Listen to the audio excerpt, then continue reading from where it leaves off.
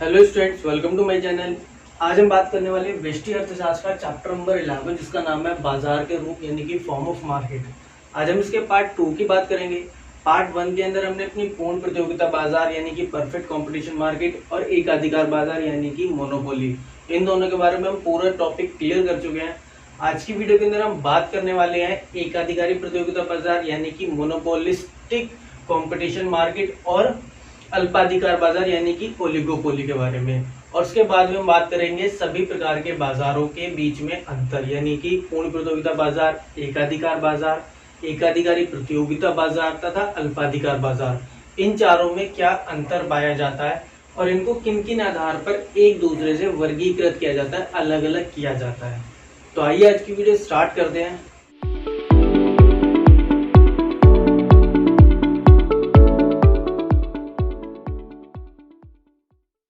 तो देखिए, अगर मैं बात करूं एकाधिकारी प्रतियोगिता बाजार की यानी कि मोनोपोलिस्टिक कंपटीशन मार्केट, तो देखिए एकाधिकारी प्रतियोगिता बाजार किस तरह की होती है। यहाँ पर एकाधिकार यानी मोनोपोली और प्रतियोगिता यानी कि जो हमारे परफेक्ट कंपटीशन मार्केट है, इन दोनों को मिला करके, इन दोनों की कुछ कुछ क्वालिटीज को मिला करके क्या बनता है, हमारा एकाधिकारी प्रतियोगिता बाजार बनता है।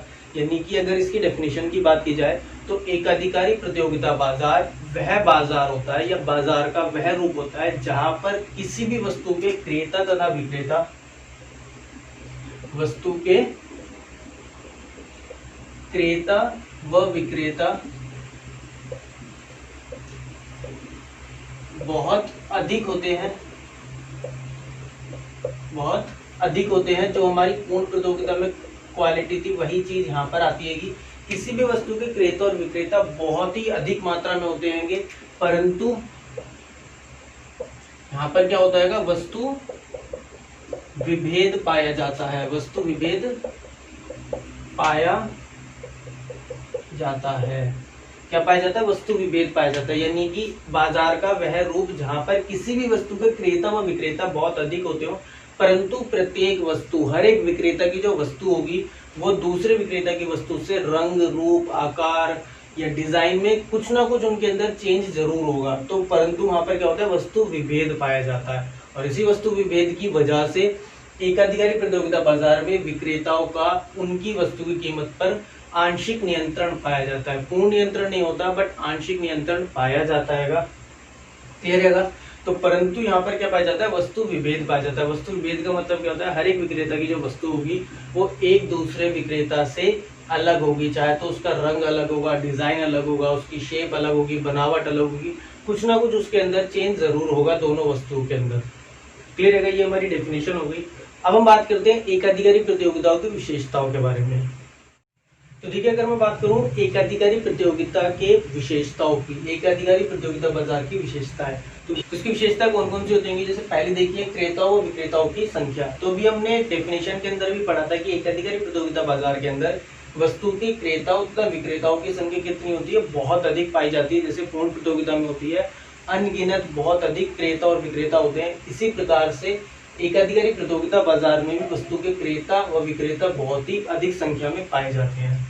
सेकंड आएगा वस्तु विभेद। यहाँ पर वस्तु विभेद पाया जाता है, यानी कि हर एक उत्पादक की जो वस्तु होगी, जितने भी उस मार्केट के अंदर प्रोड्यूसर्स हैं या वस्तु को बेचने वाले विक्रेता हैं, हर एक की जो वस्तु होती है वो एक दूसरे से भिन्न होती है। रंग, रूप, बनावट, डिजाइन, किसी न किसी तरह से उनके अंदर चेंज पाया जाता है। जैसे मैं अगर एग्जाम्पल के लिए ले लूँ, मान लीजिए कोई कोल्ड ड्रिंक बनाने वाली कंपनी है, ठीक है।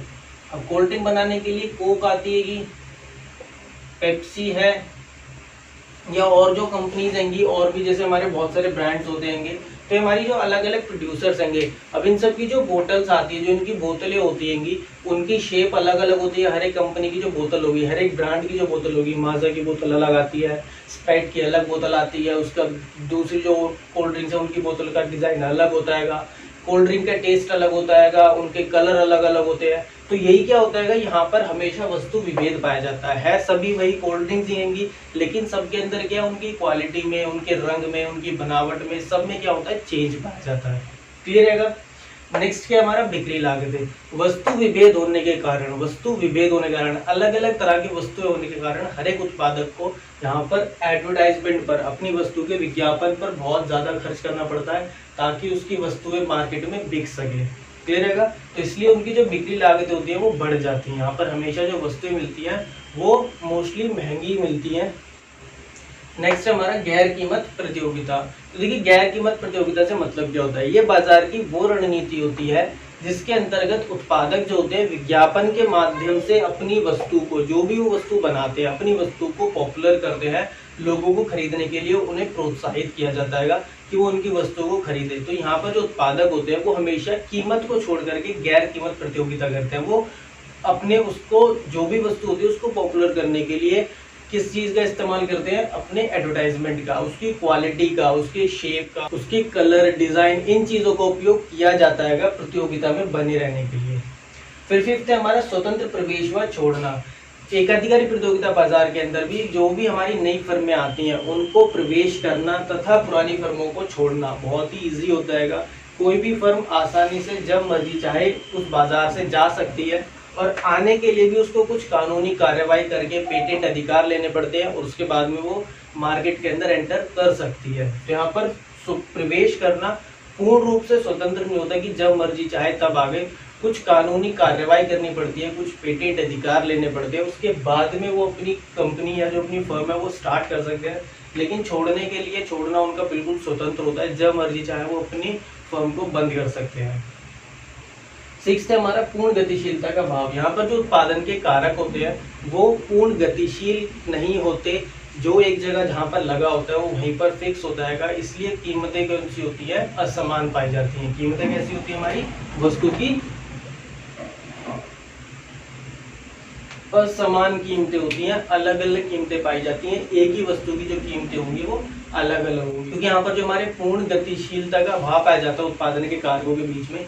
फिर नेक्स्ट है हमारा पूर्ण ज्ञान का अभाव। यहाँ पर वस्तु के जो विक्रेता और क्रेता होते हैं दोनों को ही बाजार में जितनी भी उपलब्ध वस्तुएं होती हैं उनका पूर्ण ज्ञान नहीं होता। जैसे अगर मैं बात कर लूँ बिस्किट्स की, बिस्किट की, तो किसी भी प्रोड्यूसर्स को या किसी भी कंज्यूमर को, जो भी कंज्यूमर है मार्केट के अंदर, जो भी उपभोक्ता है, उनको मार्केट के अंदर कितने तरह के बिस्किट्स आते हैं उनकी पूरी नॉलेज नहीं होगी, या वो कितने प्राइस के होते हैं, उनकी कैसी क्वालिटी है, कैसा टेस्ट है, या क्या क्या उसमें वस्तुएं मिला करके वो बिस्किट बनाए जाते हैं, इन सब के बारे में पूर्ण ज्ञान नहीं होगा। अगर आपसे भी लिस्ट बनाने को बोला जाए कि कितने तरह के मार्केट के अंदर बिस्किट्स आते हैं तो आप भी पूरी लिस्ट नहीं बना पाओगे। तो ये क्या होता है, हमें वस्तु के बारे में पूर्ण ज्ञान का अभाव पाया जाता है इस मार्केट के अंदर, क्योंकि इतना बड़ा मार्केट एरिया होता है और वस्तु विभेद की वजह से बहुत सारे नए नए ब्रांड्स आते हैं। जैसे अगर इसमें बिस्किट्स में बात करें तो T20, पार्ले जी, ब्रिटानिया और भी बहुत सारे अलग अलग तरह के ब्रांड्स आते हैंगे, जिसकी वजह से उनकी पूर्ण ज्ञान होना या उनकी पूरी नॉलेज होने का संभव नहीं होता। लास्ट है हमारा वस्तु का मांग वक्र। तो हमने डेफिनेशन के अंदर भी बात करी थी कि इस प्रतियोगिता बाजार के अंदर, यानी हम जो हमारी एकाधिकारी प्रतियोगिता बाजार होता है इसके अंतर्गत कैसा पाया जाता है, वस्तु विभेद पाया जाता है। और वस्तु विभेद की वजह से जो वस्तु के उत्पादक होते हैं, जो वस्तु को बनाने वाले प्रोड्यूसर्स होते हैं, उनका उनकी कीमत पर, वस्तु की कीमत पर कैसा होता है, आंशिक नियंत्रण होता है। पूर्ण नियंत्रण नहीं होता बट आंशिक नियंत्रण जरूर होता है। और उसी नियंत्रण के कारण जो वस्तु का मांग वक्र होता है वो कैसा होता है कि ऋणात्मक ढलान का होता है, यानी कि बाएं से दाएं नीचे की तरफ जाता है। इस तरीके का वस्तु का मांग वक्र यहाँ पर पाया जाता है। क्लियर है?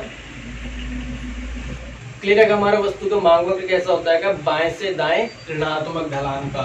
किस तरह का ढलान का होता है ये, ऋणात्मक ढलान का, यानी कि नेगेटिव होता है हमारा जो डिमांड कर्व यहाँ पर वस्तु का बनता है। तो समझ गए होंगे आप सब एकाधिकारी बाजार की विशेषताएं क्या होती हैंगी। बहुत ही ध्यान से अपने इस टॉपिक को, इस चैप्टर को करिएगा, क्योंकि आपके एग्जाम में इस चैप्टर से 1 से 2 क्वेश्चन जरूर आने ही आने हैं। और एक मार्केट के बारे में आपसे पूरा डिटेल में पूछेगा, चाहे वो चारों में से कोई भी एक मार्केट हो, उसकी डेफिनेशन, उसकी जो भी विशेषताएं होती हैं, मांग वक्र कैसे बनता है, हर एक के बारे में पूरा डिटेल में आता ही आता है। एक मार्केट तो जरूर आएगी आपकी।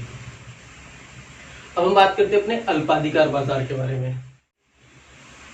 तो देखिए अल्पाधिकार बाजार क्या होता है। अल्पाधिकार बाजार बाजार का वह रूप होता है जहां पर वस्तु के जो विक्रेता होते हैं, जो वस्तु के विक्रेता होते हैं वो तो कुछ होते हैं, कुछ का मतलब थोड़े बहुत विक्रेता होते होंगे, लेकिन जो इसके क्रेता होते होंगे, वस्तु के क्रेता, वो कैसे होते हैं, बहुत अधिक पाए जाते हैं। जैसा बाकी सभी मार्केटों के अंदर होता है, सेम यहाँ पर वस्तु के क्रेता यहाँ पर भी बहुत होते हैं। लेकिन यहाँ पर वस्तु के जो विक्रेता होते हैं कुछ ही होते हैं, कुछ बड़े, आप लिख सकते हो उसको, कुछ बड़े उत्पादक या फिर इनको आप फर्म भी लिख सकते हो। क्लियर है? तो यानी कि वस्तु की जो कुछ बड़ी फर्में होती है, कुछ बड़े उत्पादक होते हैं, लेकिन यहाँ पर क्रेता बहुत सारे होते हैं। विक्रेता ना तो एक होता है ना बहुत सारे होते हैं, कुछ ही होते हैं।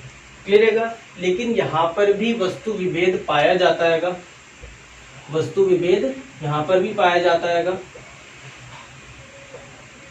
और वस्तु विभेद की वजह से उत्पादकों का, जो भी उत्पादक होते हैं उनका कीमत पर आंशिक नियंत्रण होता है तथा, और हम इसके अंदर क्या जोड़ सकते हैं, अगर हम इसकी डेफिनेशन की बात करें तो देखिए इसकी प्रॉपर डेफिनेशन क्या बनकर के आएगी।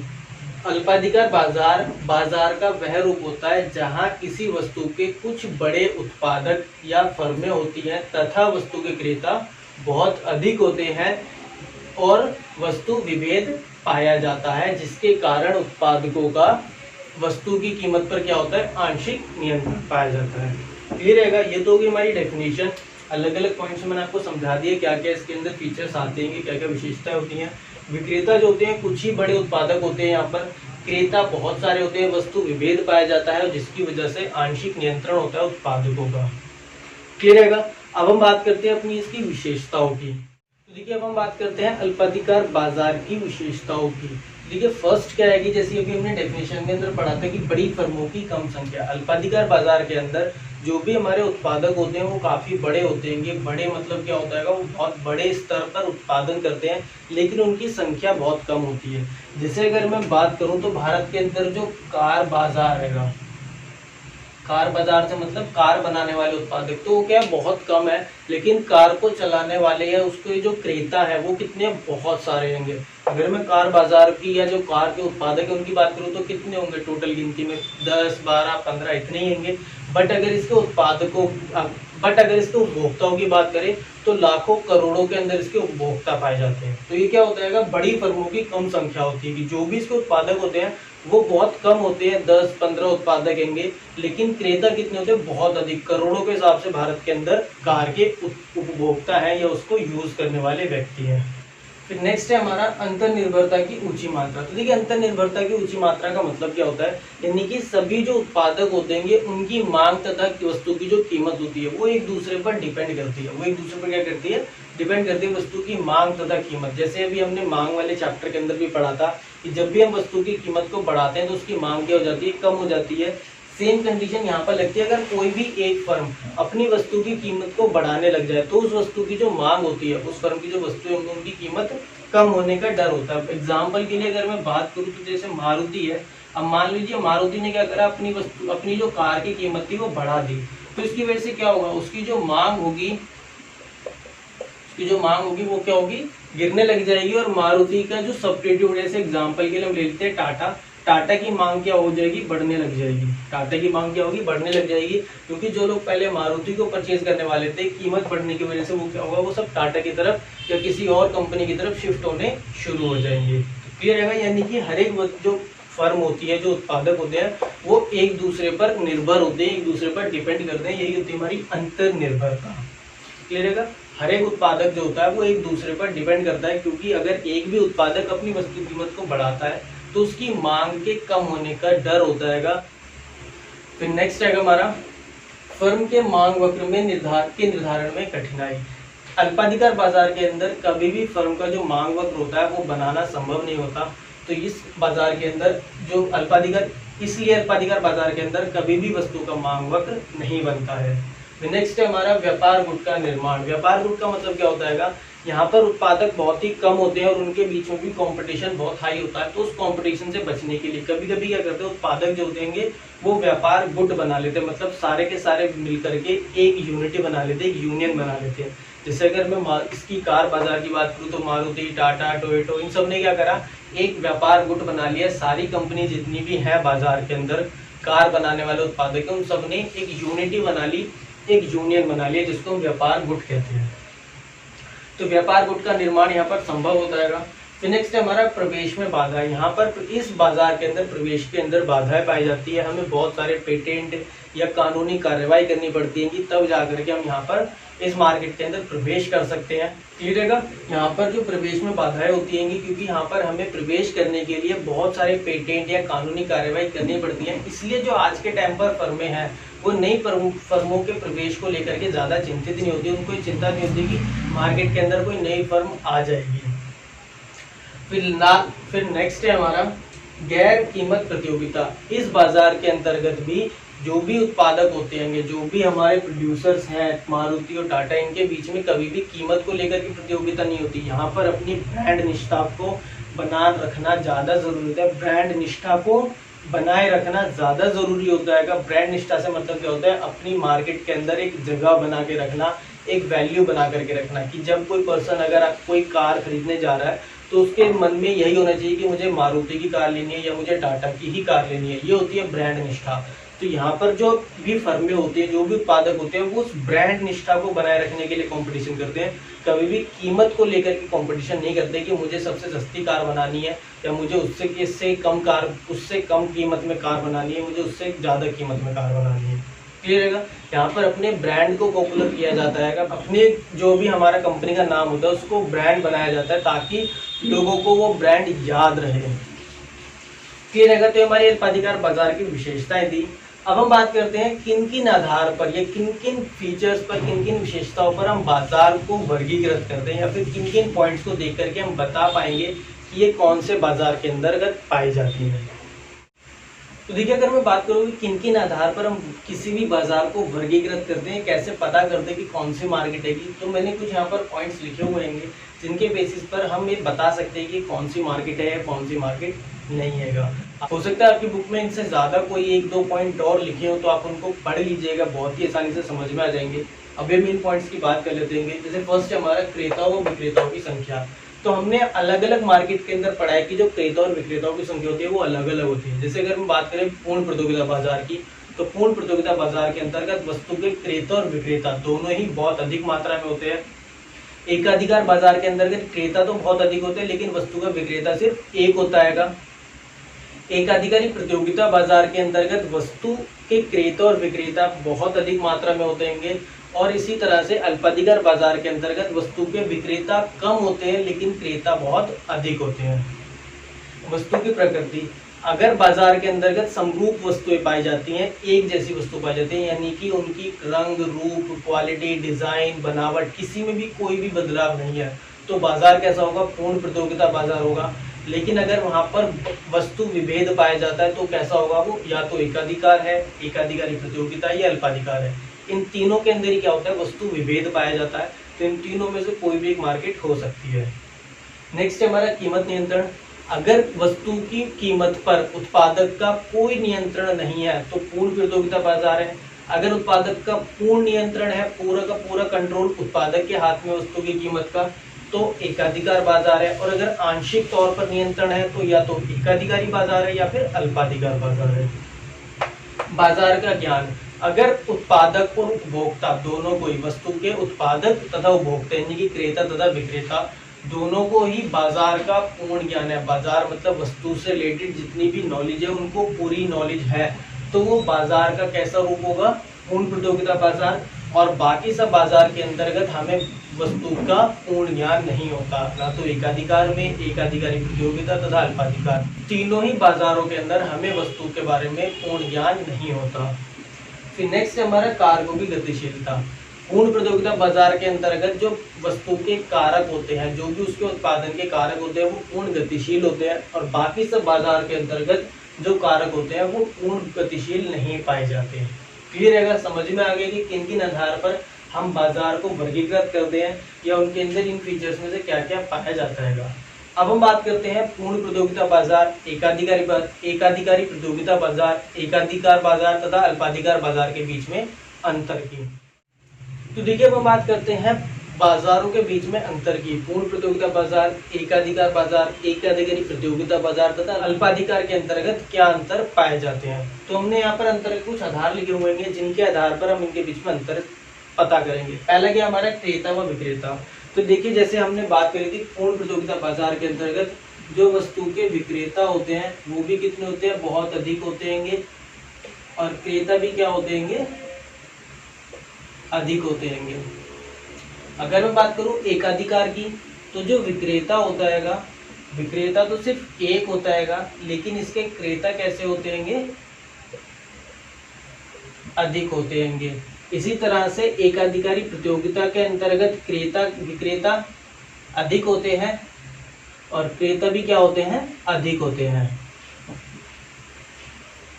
अगर हम बात करें अल्पाधिकार की, तो वस्तु के जो विक्रेता होते हैं वो तो थोड़े कम होते हैं, लेकिन क्रेता क्या होते हैं, यहाँ पर भी बहुत अधिक पाए जाते हैं। तो हमारा पहला अंतर हो गया, पूर्ण प्रतियोगिता बाजार के अंतर्गत वस्तु के विक्रेता तथा क्रेता दोनों ही अधिक होते हैं। एकाधिकार में एक विक्रेता तथा क्रेता बहुत अधिक होते हैं, एकाधिकारी में दोनों ही अधिक होते हैं। अल्पाधिकार में विक्रेता कम होते हैं लेकिन क्रेता बहुत अधिक होते हैं। नेक्स्ट क्या हमारा वस्तु की प्रकृति, वस्तु कैसी पाई जाती है। तो पूर्ण प्रतियोगिता बाजार के अंदर हमेशा जो वस्तुएं होती हैं वो समरूप वस्तु पाई जाती है, मतलब कि कोई भी चेंज नहीं होता, रंग रूप बनावट सबके अंदर सेम होती है।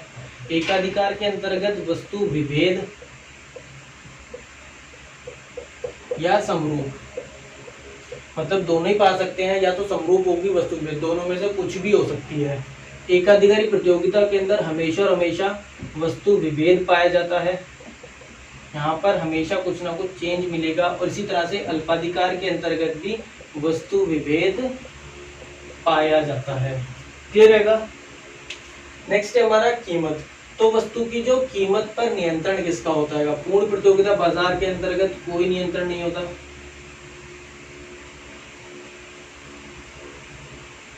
जो उत्पादक होता है उसका कोई भी नियंत्रण नहीं होता। एकाधिकार बाजार के अंतर्गत पूर्ण नियंत्रण होता है, पूरा का पूरा नियंत्रण कंट्रोल जो होता है वो उत्पादक के हाथ में होता है। यहाँ पर भी नियंत्रण कैसा होता है, आंशिक होता है, और इधर भी कैसा होता है हमारा, आंशिक नियंत्रण पाया जाता है। क्लियर है। फिर हमारा फर्मों के प्रवेश व छोड़ना, तो पूर्ण प्रतियोगिता बाजार के अंतर्गत जो फर्मों का प्रवेश व छोड़ना होता है वो कैसा होता है, स्वतंत्र होता है। कैसा होता है, स्वतंत्र, और वो भी कैसा, पूर्ण स्वतंत्र, मतलब कोई भी दिक्कत नहीं होती, जब दिल करे मार्केट के अंदर आ जाओ, जब दिल करे मार्केट से चले जाओ। एकाधिकार के अंतर्गत पूर्ण प्रतिबंध, पूर्ण प्रतिबंध का मतलब बिल्कुल बैन होता है, कोई एंटर कर ही नहीं सकता। एकाधिकारी प्रतियोगिता के अंतर्गत अपूर्ण स्वतंत्र होता है। अपूर्ण स्वतंत्र का मतलब क्या होता है, थोड़ा सा मुश्किल होता है, कुछ लीगल फॉर्मेलिटीज कानूनी कार्रवाई करनी पड़ती है, पेटेंट अधिकार वगैरह लेने पड़ते हैं, इसलिए अपूर्ण स्वतंत्र होता है। और सेम इसी तरह से अल्पाधिकार के अंतर्गत भी कैसा होता है, अपूर्ण स्वतंत्र ही पाया जाता है। यहाँ पर भी हमें वही सेम पेटेंट अधिकार लेने पड़ते हैं, कानूनी कार्रवाई करनी पड़ती है, तो इसमें पूर्ण स्वतंत्र होता है। यहाँ पर पूरी तरह से बैन, पूर्ण प्रतिबंध लगा होता है, इन दोनों में अपूर्ण स्वतंत्र पाया जाता है। फिर है बाजार का ज्ञान, तो बाजार का ज्ञान यहाँ पर जो होता है हमें पूर्ण ज्ञान होता है। यहाँ पर पूर्ण प्रतियोगिता बाजार में हमें पूरी नॉलेज होती है कि यहाँ पर भी हमें अपूर्ण ज्ञान होता है, पूरा ज्ञान नहीं होता। यहाँ पर भी हमारा जो ज्ञान होता है वो अपूर्ण ही होता है, और यहाँ पर भी हमारा ज्ञान होता है वो कैसा होता है, अपूर्ण होता है, परफेक्ट नॉलेज हमें नहीं होती। फिर हमारा मांग वक्र, तो यहाँ पर जो हमारा मांग वक्र होता है वो कैसा होता है, संभव है बनाना। यहाँ पर मांग वक्र संभव है बनाना, और संभव के लिए भी हम यहाँ पर कैसे लिख सकते हैं, यहाँ पर जो मांग वक्र होता है वो हमारा एक्स अक्ष के, यहाँ पर जो हमारा मांग वक्र होता है वो कैसा होता है, एक्स अक्ष के समांतर होता है, हमेशा जो एक्स अक्ष के समांतर बनता है। एकाधिकार बाजार के अंतर्गत ऋणात्मक ढलान का होता है, ऋणात्मक ढलान यानी बाएं से दाएं, ऊपर से नीचे की तरफ आता है। एकाधिकारी प्रतियोगिता के अंतर्गत भी वो कैसा होता है, ऋणात्मक ढलान का ही होता है। और यहाँ पर क्या होता है, अल्पाधिकार के अंतर्गत तो बनाना संभव नहीं है, यहाँ तो बनता ही नहीं है हमारा मांग वक्र वस्तु का। तो मांग वक्र पूर्ण प्रतियोगिता बाजार में एक्स अक्ष के समांतर होता है, एकाधिकार में ऋणात्मक ढलान का होता है, एकाधिकारी प्रतियोगिता में भी ऋणात्मक होता है, और अल्पाधिकार में संभव ही नहीं होता बनाना। लास्ट पॉइंट हमारा विक्रय लागतें, तो पूर्ण प्रतियोगिता बाजार के अंतर्गत समरूप वस्तुएं होती हैं, क्रेता भी बहुत सारे हैं, विक्रेता भी बहुत सारे, और कीमत पर कोई नियंत्रण होता ही नहीं उत्पादक का, इसलिए विक्रय लागतें भी नहीं लगती। विक्रय लागत जो होती है वो कैसी होती है, हमारी जीरो होती है, शून्य होती है, कोई विक्रय लागत नहीं लगती। क्लियर रहेगा। एकाधिकार बाजार के अंतर्गत वस्तु को जो विक्रेता होता है सिर्फ एक ही होता है, तो इसलिए कुछ उसको एक्स्ट्रा खर्च करने की जरूरत ही नहीं होती अपनी वस्तु को बेचने के लिए। लोग खुद उसके पास में अपनी वस्तु को खरीदने के लिए आ जाते हैं। तो यहाँ पर भी जो हमारी विक्रय लागत होती है, जो हमारी विक्रय लागत होती है वो यहाँ पर भी क्या होती है, जीरो ही होती है। एकाधिकारी प्रतियोगिता बाजार के अंतर्गत विक्रय लागतें बहुत अधिक होती हैं, क्योंकि वस्तु विभेद पाया जाता है, ब्रांड को पॉपुलर करना होता है। और यहाँ पर भी हमारी जो विक्रय लागत होती है वो अधिक होती है, क्योंकि यहाँ पर भी हमें सेम कंडीशन होती है, अपने ब्रांड को पॉपुलर करना होता है। तो इन दोनों के अंदर विक्रय लागतें अधिक लगती है। पूर्ण प्रतियोगिता बाजार और एकाधिकार बाजार के अंदर विक्रय लागतें जो होती है हमारी बिल्कुल जीरो होती है, यहाँ पर कोई भी विक्रय लागत नहीं लगती। तो ये हमारे विभिन्न प्रकार के बाजारों के बीच में अंतर थे कि पूर्ण प्रतियोगिता बाजार, एकाधिकार बाजार, एकाधिकारी प्रतियोगिता तथा अल्पाधिकार, इनके बीच में क्या अंतर पाए जाते हैं। आई होप आप सबको समझ में आ गए होंगे अच्छे से। तो आज की वीडियो के लिए इतना ही था। नीचे कमेंट करके बताइएगा कि आपको वीडियो कैसी लगी, और इस वीडियो से रिलेटेड जो भी आपको कोई दिक्कत या परेशानी है, कोई भी टॉपिक अगर आपको नहीं समझ में आया तो आप मुझे नीचे कमेंट में बता सकते हैं। और अगर आपको वीडियो अच्छी लगी तो एक लाइक कर दीजिएगा और अपने दोस्तों के साथ शेयर ज़रूर कीजिएगा।